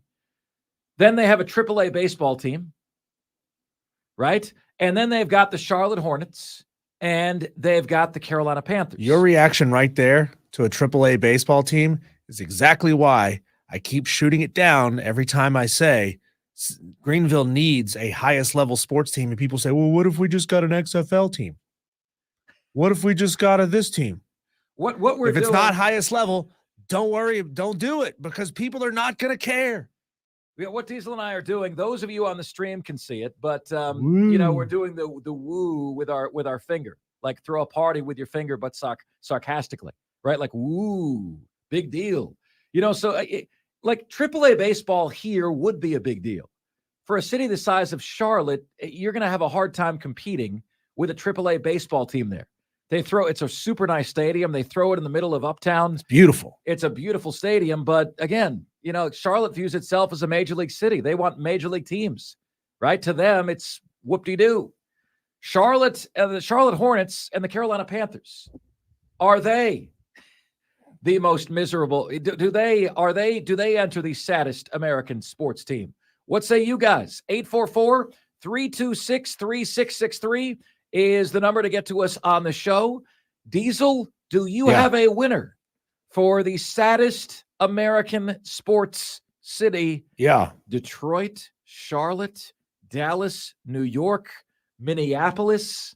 Well, what do you think? I would add to that list Seattle because they had an NBA franchise, the Supersonics, which growing up, I loved the Supersonics because I loved Sean Kemp. And then they lost the Supersonics. The football, the NFL team has been okay for a little while. They were okay 10 years ago. They've fallen off. The Mariners have been okay, but that was 25, 30 years ago. You got the Huskies. I guess that's Seattle's team. But yeah, I mean, I would add Seattle to that list. I certainly wouldn't put them on the top of the list. But of all those, it's got to be Detroit. I think it's got to be Detroit. The Lions have sucked for a long time. Forever. The Red Wings have fallen off in a major way. They're not what they used to be. The Pistons are awful. I mean, I think the last thing I think of when I think I think he was there. Wasn't Ron Artest a Piston when he went into the stands? No. Am I wrong about that? Okay. He was on the opposing team, the Pacers. Okay. So, So I don't have anything to any memories to go back to when I think Detroit Pistons. Like they've never been relevant in my lifetime. So I think I'd have to say Detroit is the worst. Texter says, let's see here. The longest losing streak ever in pro sports belongs to the Chicago Cardinals of the 40s. They lost 29 straight. The longest losing streak was longer than that, Texter. Texter says Atlanta is the saddest sports city. So many championship teams, but only to have two pro sports championships is crazy. Buffalo is also sad. Texter says Charlotte can't be the saddest sports city because they'd actually have to care first. So I'm going to bring you guys into something that you may or may not know. I did this topic on the network, right? On CBS Sports Radio, I did this topic. And the phone lines lit up. And here's what surprised me. Okay, here's what shocked me, Diesel, is that all of the calls came in for cities that were not listed or not any of my top 5. I got a few calls for Oakland. I got a few calls for Buffalo. And the phone lines went berserk for San Diego. San Diego. It means a whale's private parts. It does. German. It does. It means, no, that's what Ron Burgundy says. Why? Because they're like, San Diego is a metropolis that has nothing. They have the San Diego Padres, who have never won a World Series. Think about that. The Padres have never won a World Series. They have the San Diego Chargers with the worst owner in sports, Dean Spanos, who then brought the team to L.A., a city that wasn't asking for the Chargers, a city that doesn't support pro sports very well and doesn't care about the Rams or the Chargers. But because the Rams won them a Super Bowl, they claim the Rams now. Nobody there gives a rip about the Chargers. You rip their NFL team away from them. Who is San Diego's college football team? San Diego State? San Diego State. So you've got a group of 5 college football team. You've got an MLB team that never wins. And you got an NFL team that was stripped away from you. You got to feel bad for San Diego State. They thought they were this close to getting into the Pac-12, and then the whole thing blew up. Oh, yeah. They were on the cusp. I saw a list like next group of 5s to move to the Power 5. San Diego State was number 1 on the list. They're out there. But what do you guys think? What do you say? Who is the saddest American sports city? 844-326-3663 is the number to get to us on the show this afternoon. Would love your take. Remember Radio Shorty? He texted me, and he says, Detroit, at least they suck consistently. Philly sports makes you want to jump off the Ben Franklin Bridge. That's what Radio Shorty says they do, and they're rude about it too. Isn't that something? Like you get the attitude for free. We go to the phones, and JD in Simpsonville has been hanging patiently. JD, man, what do you think? Saddest American sports city? What do you got? Hey, Mark, thanks for taking my call. Yeah, I didn't hear Diesel. I apologize whenever I first called in, so I could have definitely got in on this saddest city thing. Charlotte has got to be up there, but, Dave Tepper, he's come in and saved the city with all of his concerts. And, I think I've even heard he's taking credit for the NASCAR Hall of Fame up there now. And that's the 2 biggest attractions in Charlotte, obviously. You can't pay me to go to a Panthers game. Also, just wanted to compliment you. I listened to you on your national stuff and all that. Thank you, man. D-Cell and Diesel. I'll never get you guys confused. I do know the difference in those 2 gentlemen. Diesel would never refer to himself as a pretty daddy, I don't believe. But I did want to get to one more thing, Mark. The Pub Howard deal, I thought South Carolina was done with the transfer portal thing. And here we go. We got hit with another one. So I've come up with the perfect analogy. I've worked in the restaurant business for several years. And, now it's kind of just reminding me of when you go to your favorite restaurant and your favorite waitress walks up to you and she's always got a new trainee standing next to you. So the guys that are doing the training down in South Carolina are, Luke Doty and DeCarrion Joyner. They've been serving the tables for 6 years. And now college football is just turning into this thing that it has more turnover than your local Applebee's. It's a bunch of unloyal, just teenagers who want to get paid. They don't want to work to get paid. And they're going to be working at the Chili's across the street next week anyways. So why hitch your wagon to them, like Brad Crawford said. But sorry for being all distracted there. Y'all have a good one. Thank you for taking my call. No, man, you got it. No, I appreciate it. Look, as the turnover of your local Applebee's. That's what college football is. That's what it's become. And it makes us doggone sad. That's a good analogy, JD. I like that. You got your training at Applebee's so that you can work at Chili's next week. That's it. That's it. You move up. Like, what would be the move up in the restaurant chain business, Diesel? Like, if you went up from Applebee's, would Olive Garden? I think there'll be a slight step up, and then you got to step up into actual fine dining restaurants where you have to remember and recite the menu back to people. There you go. There you go. All right, we've got the top 5 at 5 coming your way next here on Offsides.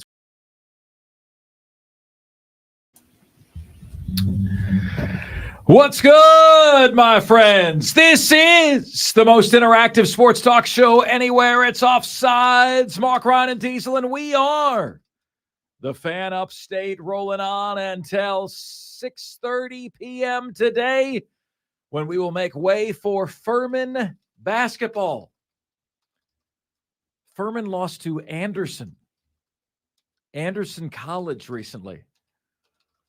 I'm just telling you, it feels like a long way away from last March when Furman beat Virginia in March Madness. Not trending in the right direction is Furman basketball at the moment. We will see if they can turn it around. We hope they do. We hope that turnaround will begin tonight, and a game you can hear right here on the Fan Upstate. Reese Davis got caught. I'm convinced somebody pulled a fast one on Reese Davis. Like, it's amazing to me that, like, I love Reese Davis, love him, but I was shocked that he was caught this unaware, or that he seemingly didn't realize that someone was pulling a fast one on him. We'll get into that story with you in the very next segment of the show. You guys have the phone lines. You guys have the text line available to you.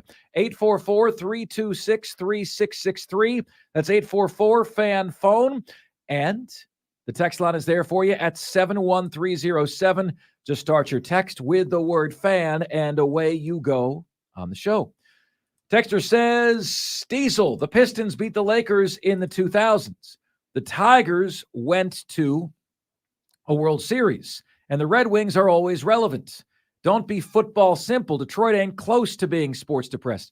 Texter, they have, all 4 of those teams have the worst individual seasons in each of the major sports this millennium, since the year 2000.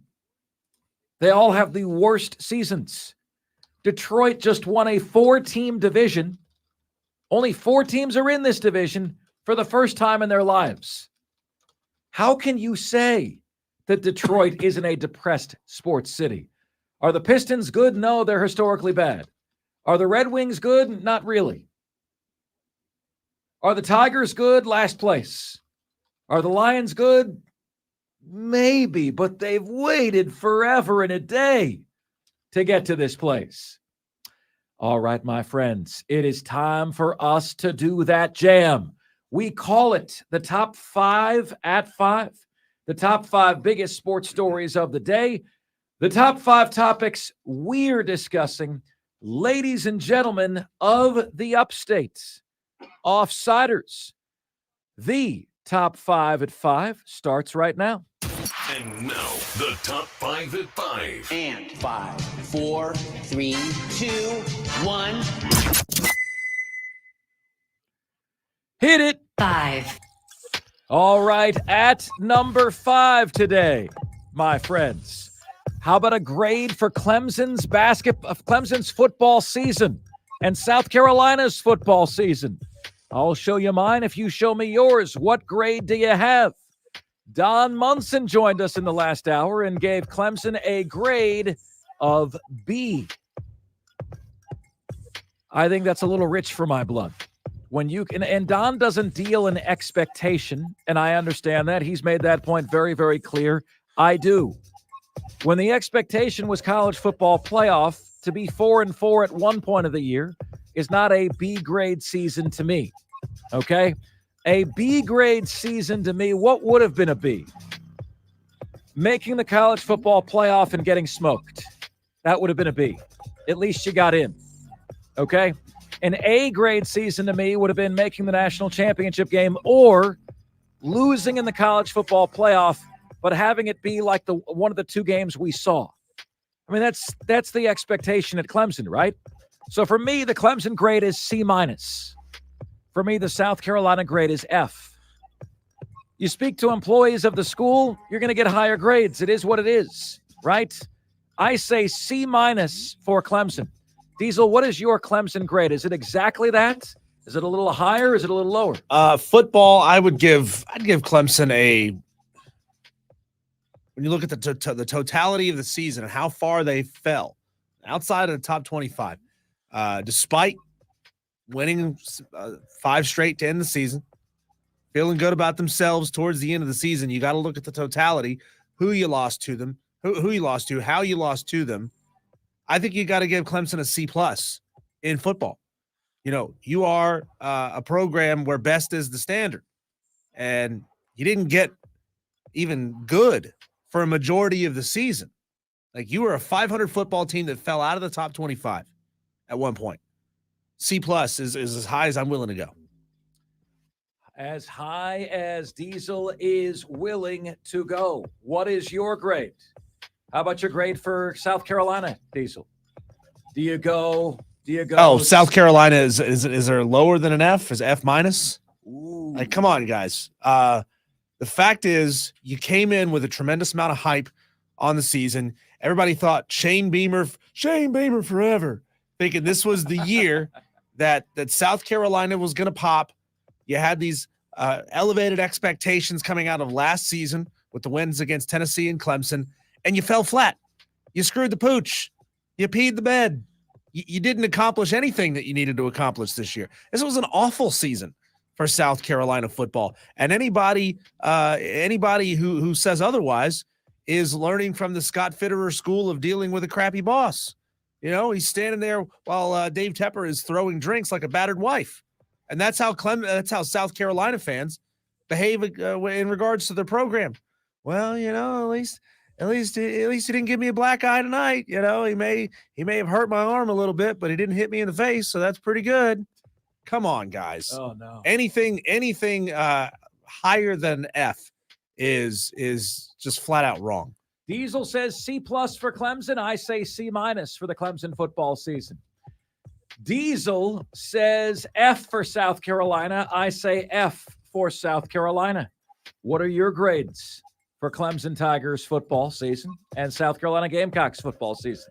Next up, 4. This is an unbelievable stat, ladies and gentlemen. 7 NFL head coaches are fired on average every single year. The last 10 years, there's been 69 head coaches fired. Rob Gronkowski's favorite number, it's 69, 6.9 coaches a year. This year, so far, we've lost Josh McDaniels. We've lost Frank Reich. We've lost Brandon Staley. So who is next to go? Might Sean McDermott be in trouble in Buffalo if Buffalo loses early in the postseason? Might the GOAT, Bill Belichick, be on the chopping block? I think Ron Rivera is in a world of hurt. There are Steelers fans who have grown tired of the Mike Tomlin act. I think Matt Eberflus is on borrowed time in Chicago. I don't think that is looking very good. Mike Vrabel, Tennessee, is saying he's safe. Arthur Blank has been firing blanks in the city of Atlanta. Dennis Allen, look, guys, the last 10 years in the NFL, 82% of all divisions have been won by the team that has the best quarterback. New Orleans had the best quarterback when the year began. Derek Carr, likely to lose the NFC South. Who else? Well, Brandon Staley's already gone. Jonathan Gannon, Arizona, is too new. And that's about it. Who, guys, do you think on Black Monday in the NFL, which is, let's see here, we've got 1 week left in the NFL. Black Monday will come your way on January 8th. Who is collecting their boxes and collecting their belongings, and who is going to be leaving their football facilities escorted out. What do you say? I'll go Ron Rivera's gone. I will go Matt Eberflus is gone. And I will go Dennis Allen of New Orleans is gone. Next up. 3. All right, my friends, at number 3 on the show, Grayson Pup Howard, the next star, apparently, for Clemson, for South Carolina at linebacker, has entered the transfer portal. One of South Carolina's top recruits in the 2023 cycle, he is entering the transfer portal. Brad Crawford has essentially come out and said, look, you can't bank on these guys anymore. These guys are now all one-year commitments. You cannot build hope around what these kids might do. You can't hitch your wagon to recruits in anticipation of development and future stardom. He says that's so 2010s. College football programs get signees for a year and they're either retained, told they're a secondary option on the depth chart, or they leave for opportunity elsewhere. Grayson Pup Howard, if you go back and listen to Shane Beamer on this guy, he was beaming. Beamer was beaming. See what I did there? And now he's gone. My friends, South Carolina is now a minor league feeder school to college football's wealthy. But don't feel bad. Trevor Etienne used Florida to get called up to Georgia. We've all discussed having a separate championship game for the group of 5. Should mid-level programs like Florida and South Carolina have a separate trophy too? I mean, you have to wonder at this point, right? Is Florida a mid-level program? Well, it hurts me to say it, and it should. They've been nothing but mid-level the last 10 or 13 years. I think, and this is going to be a hot take, this is going to be a jab to a lot of programs. I think there's a lot of programs who need to realize that they are a lot closer to the group of 5 than they are to the Power 5 that are currently sitting in Power 5 conferences. I mean, schools like South Carolina are a lot closer to Appalachian State than you are to Alabama. Oh, that's easy. Vanderbilt has been surpassed by the Coastal Carolinas and the Appalachian States of the world, right?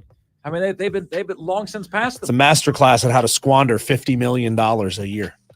Look, I think Florida's a great job.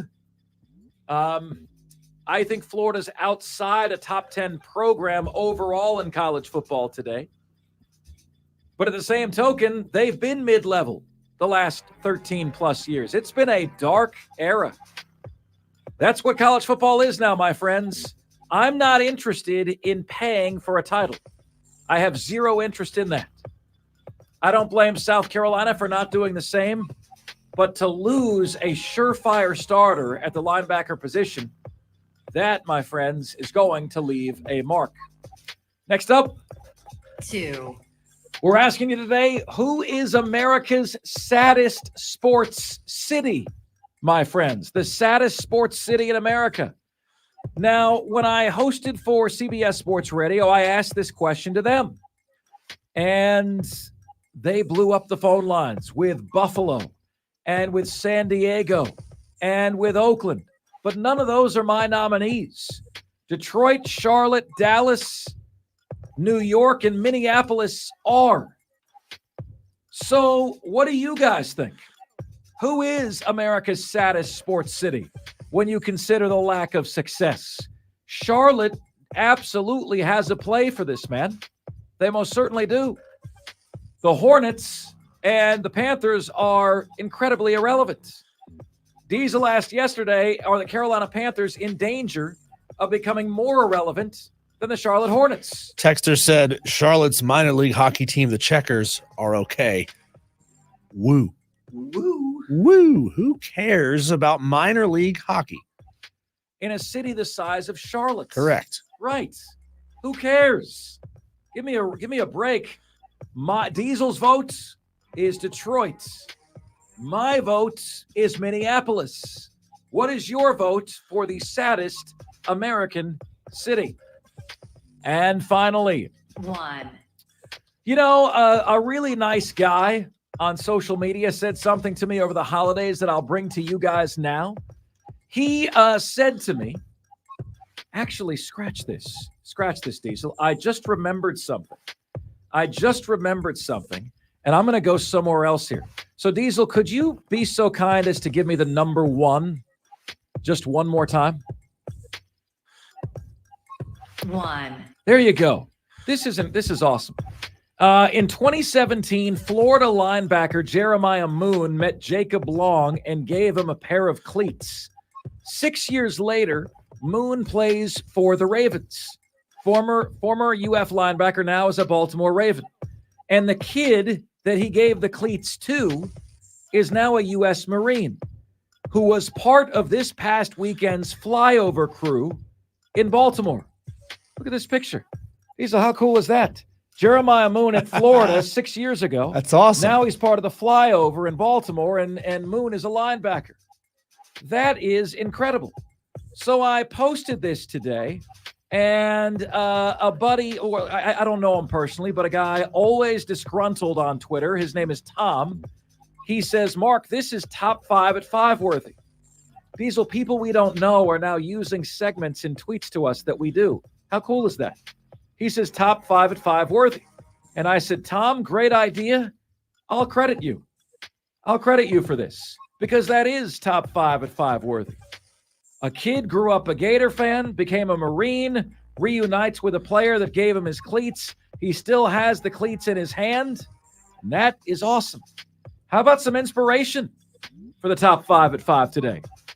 And those are the top 5 at 5. Now it's your chance to chime in, which you can do at 844-FAN-PHONE. That's 844-FAN-FONE. That's 844-326-3663. The text line is there for you at 71307. Just start your text with the word fan, and away you go. You can get to us on Facebook, on Twitter, and on YouTube. At The Fan Upstate on every single one. That's right, at The Fan Upstate. You can like us on Facebook, follow us on Twitter, and subscribe to us on YouTube. And finally, email. You guys can all email the show. Mark Ryan, that is MARC Ryan, at thefanupstate.com. All the different ways you can get in touch with us here on the most interactive sports radio show anywhere. Texter says, Mark, Clemson gets a C, South Carolina gets an F. From David, a Carolina fan. David, you are part of the solution, my friend. For you to say that your team had an F season, that shows me that your expectations are in the right place.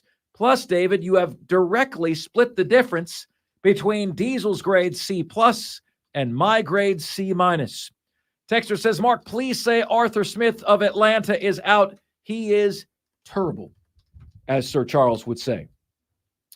Let's see here. Texter says, Charlotte is bad for sports.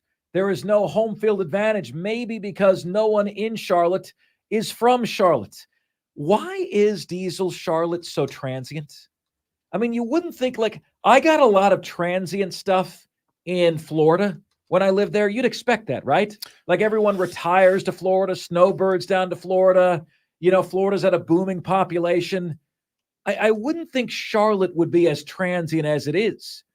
But when the teams are bad, you have people only attend Hornets games to see LeBron. Well, we talk about it every couple of weeks about how fast Charlotte is growing. 35,000 plus people a year. They're not all coming from the suburbs of Charlotte into the city. They're coming from all over the country there.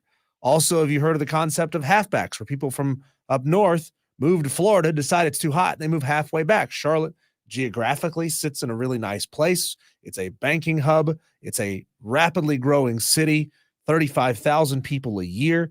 And then your sports scene gets fragmented among 101 different teams. That's how it happens. People don't move there and then adopt the local teams. They move there and they bring their teams with them. Texter says, but now I want to know that Marine's feelings if he had gotten cleats from Trevor Etienne. Texter, that is way too soon. It is way too soon. That is a very fresh wound that we are struggling with here. All right. Let us grieve our loss of Trevor Etienne to hated rival. Can I just say this too? I'm so over the wishing guys well. We wish you well, Trevor Etienne. No, I don't. He committed to Florida, squelched on his commitment, and committed to a rival. Like, are you a bad person if you don't wish him well? I don't want that to work. I don't want that to work out. Sorry. I don't want it to work out. I have a Twitter list of App State players, past and present. Should I unfollow and remove a player from that list if they transfer away from App State? Of course. Like you played for the team, but you didn't graduate and finish your career at App State.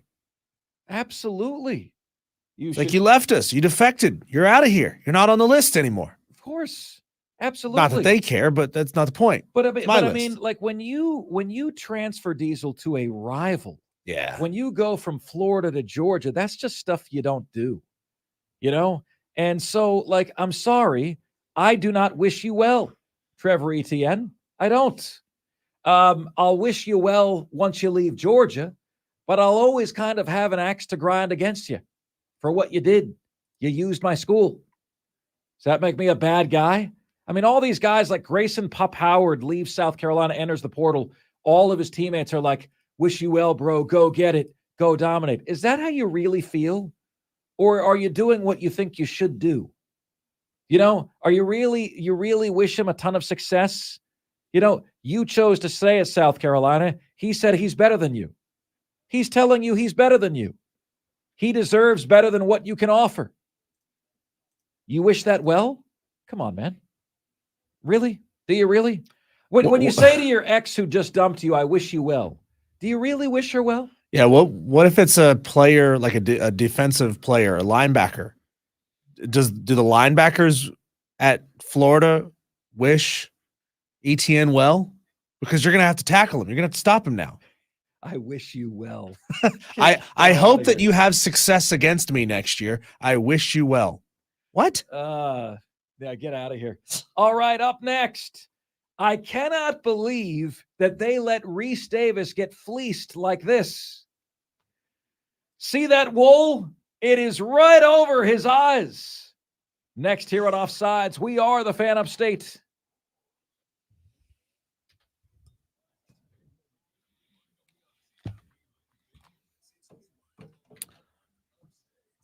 Guys, thank you for being a part of the stream yet again today. JD, instrumental in the stream today. Really appreciate that. Spur Daddy, Oculus, I saw a bunch of you in here. Brandon still, I think maybe still in the stream.